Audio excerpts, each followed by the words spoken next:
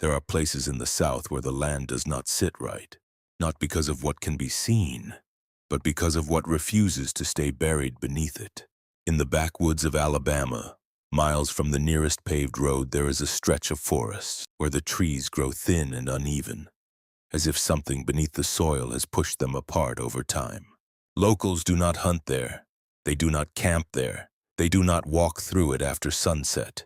Because sometimes when the fog rolls in thick enough to swallow the sound of your own footsteps, the past does not stay in the past. It returns.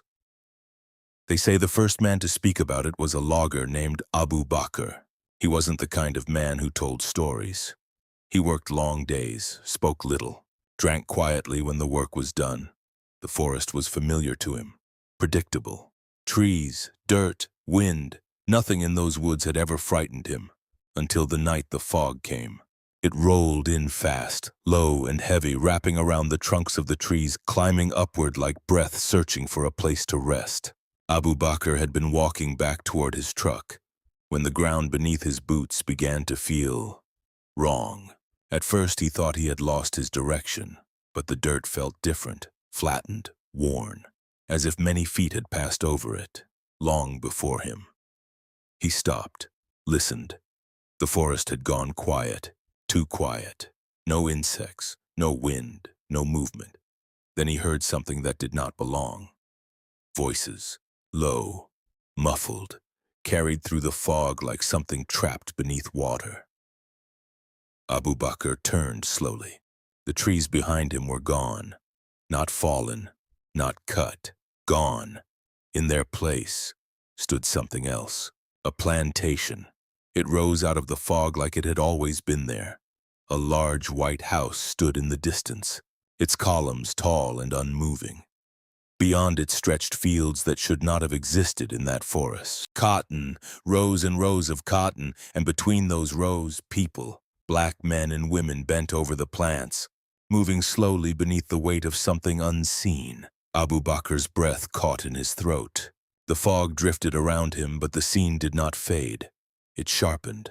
The sounds grew clearer. Chains. Footsteps. The crack of something striking flesh. He stepped back.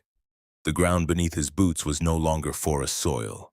It was packed dirt, a path, worn smooth by years of use. He turned to run, but the fog had closed behind him. The forest was gone. Only the plantation remained. Then a voice called out, "Boy!" Abu Bakr froze. He knew that voice. Not the man, but the tone, the kind that didn't need to shout to be obeyed. Slowly, he turned. A white man stood a few yards away, dressed in clothing from another century. His eyes narrowed. "You lost, boy." Abu Bakr's mouth went dry. "I was just—" The man stepped closer. "You do not look like you are from this plantation." Then his expression hardened.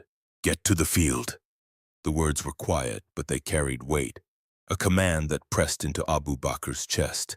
Before he could react, hands grabbed him from behind, strong, calloused, desperate, black hands. They pulled him forward toward the rows. Abu Bakr struggled. Wait, I ain't." A man leaned close to his ear. "Do not fight," he whispered, his voice shaking. "They will hurt you if you do." Abu Bakr looked around. The people in the field were watching him, not with curiosity, with fear. The kind of fear that had no room left for hope. They weren't ghosts. They were real, breathing, working, trapped. The overseer raised his hand. The whip cracked through the air. "Move!" Abu Bakr moved, without thinking, bent forward. His hands reached for the cotton. The fibers scratched against his skin. His heart pounded. This wasn't possible. This couldn't be real. But the heat was real. The pain in his back was real. The sound of someone being struck nearby. Real. Time passed. Or maybe it didn't. The sky never changed. The fog clung to the edges of the field, never lifting. At some point, a woman beside him whispered, "You ain't from here." "No," he said. She nodded slightly.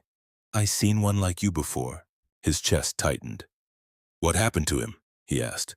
Her hands paused. He stayed too long. A scream tore through the field. Abu Bakr turned to see that a man had fallen. The overseer approached slowly. The whip rose and came down again, and again. The man stopped moving, but the field did not stop. No one moved to help. No one spoke. Something inside Abu Bakr began to break. This wasn't a memory. This wasn't a vision. This was happening. He dropped the cotton. "I am not supposed to be here," Abu Bakr said. The overseer turned and locked eyes with him. "You think you are different." Abu Bakr shook his head, backing away. "I ain't yours." The overseer smiled, slow, cold. "Ain't nobody here free." The whip cracked, this time toward him. Abu Bakr ran, through the rows, through the field, through the fog. Voices rose behind him, shouting, calling, not just from the living, but from something deeper, older.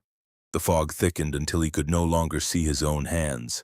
Then suddenly, the ground shifted, soft, uneven, forest floor. He stumbled forward and fell. The sounds vanished. The heat disappeared. The silence returned, just trees, just dirt, just the woods. No plantation, no field, no people. But something had followed him. That night when Abu Bakr returned home, he found dirt in his hands that did not belong to the forest. It was packed, dry, worn smooth by years of footsteps, and in the days that followed, when the fog rolled in, he could hear them, working, breathing, enduring, still as if somewhere beyond the tree, the plantation had never ended, and sometimes when the fog grows thick enough, it is still there waiting for someone else to step inside.